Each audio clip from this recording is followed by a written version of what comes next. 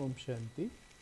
तो इस वीडियो में आज हम सीखेंगे कि अगर आप अपने सेंटर में कनेक्ट वन के अंदर किसी यूज़र को केवल गॉडली सर्विस रिपोर्ट के राइट्स देना चाहते हैं, और जिसका अर्थ ये है कि आप चाहते हैं कि वो यूज़र जब कनेक्ट वन में लॉगिन करे तो वो केवल और केवल गॉडली सर्विस रिपोर्ट डालने के लिए ही लॉगिन करे और उसको कोई भी दूसरी स्क्रीन नहीं दिखाई दे। तो इसका हम विधि आज हम सीखेंगे। तो आप सबसे पहले अपना जो डिफ़ॉल्ट यूज़र है, एडमिन यूज़र है, जो आपको कनेक्ट वन में सेंटर बनाने के टाइम मिला था, उससे आप लॉगिन करेंगे। लॉगिन करने के बाद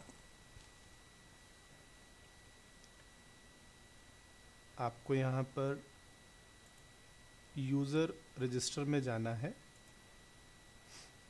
और यूज़र रजिस्टर में जाकर एक नया यूज़र बनाना है, अगर आपने वो यूज़र ऑलरेडी बनाया हुआ नहीं है तो। अगर आपने वो ऑलरेडी यूज़र बनाया हुआ है तो उसकी विधि हम आपको बाद में बताते हैं। तो मान लीजिए आप गॉडली सर्विस रिपोर्ट के लिए एक यूज़र बनाना चाहते हैं, तो इसका नाम आप उस व्यक्ति के नाम से भी रख सकते हैं, या आप अगर कोई जनरल नाम देना चाहते हैं तो सीधा गॉडली सर्विस रिपोर्ट्स ऐसा करके भी आप इसका नाम दे सकते हैं। यूज़र नेम लॉगिन करने के लिए जो भी आप रखना चाहते हैं वो आप रख सकते हैं। ये केस सेंसिटिव नहीं होता है, मतलब आप इसमें बड़ा या छोटा किसी भी तरीके से अक्षर से लिख सकते हैं, और जो भी आप पासवर्ड इसका रखना चाहते हैं वो वहाँ पे डिफ़ाइन कीजिए। और उसके बाद यहाँ पे जो आपको नीचे ग्रुप्स दिखाई दे रहे हैं, इन ग्रुप्स के अंदर आपको गॉडली सर्विस रिपोर्टर ग्रुप को टिक कर देना है। ये जो आपके सामने डिफ़ॉल्ट ग्रुप आ रहा है गॉडली सर्विस रिपोर्टर्स का, इसको आपको टिक कर देना है। और ध्यान रखिए, ये जो इस एडमिनिस्ट्रेटर आ रहा है इसको आपको नो करना है। तो केवल इतना डिटेल भरने के बाद जब आप सेव करेंगे तो ये आपका ये जो नया यूज़र है गॉडली सर्विस रिपोर्ट्स का, ये आपका यूज़र बनकर तैयार हो गया है।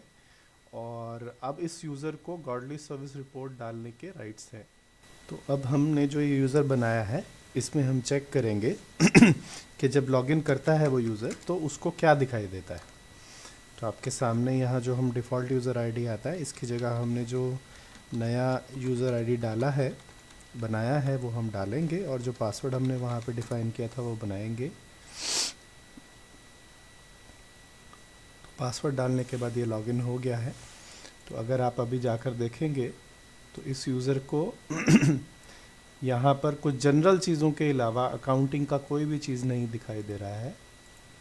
आप देख सकते हैं यहाँ पर कोई भी वाउचर एंट्री, कोई भी प्रोफाइल, कुछ भी कनेक्ट वन में जनरल यूजेज के अलावा कुछ भी दिखाई नहीं दे रहा है। तो यहाँ पे गॉडली सर्विस रिपोर्ट है, और ये गॉडली सर्विस रिपोर्ट में राइट्स होने के कारण वो गॉडली सर्विस रिपोर्ट को देख पा रहे हैं।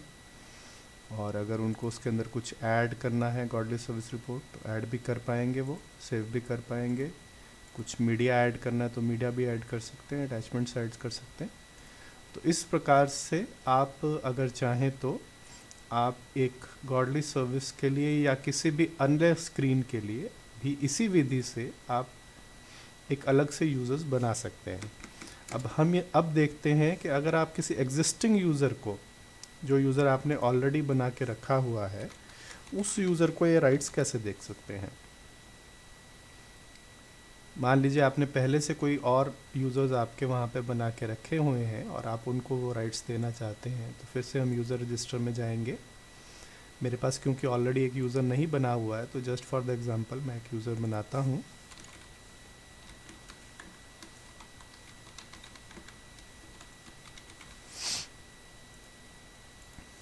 ये एक यूज़र मेरे पास ऑलरेडी बना हुआ है जिसको मैंने कोई और राइट्स दिए हुए हैं।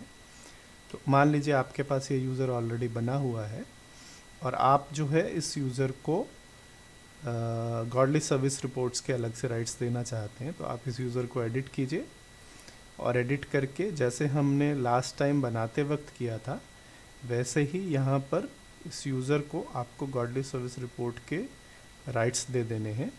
तो ये यूज़र खुलने के बाद ऐसे ही आपको यहाँ पे गॉडली सर्विस रिपोर्टर का ग्रुप दिख रहा है, आपको यहाँ पर इसको टिक कर देना है, और टिक करने के बाद सेव कर देना है।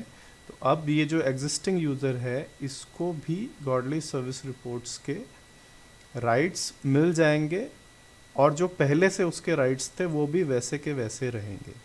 तो इस विधि द्वारा आप अपने सेंटर में अलग अलग यूज़र्स से अलग अलग प्रकार का कारोबार करवा सकते हैं, और जो स्क्रीन्स आप उनको नहीं दिखाना चाहते वो उनको नहीं दिखेंगी। अच्छा जी, ओम शांति।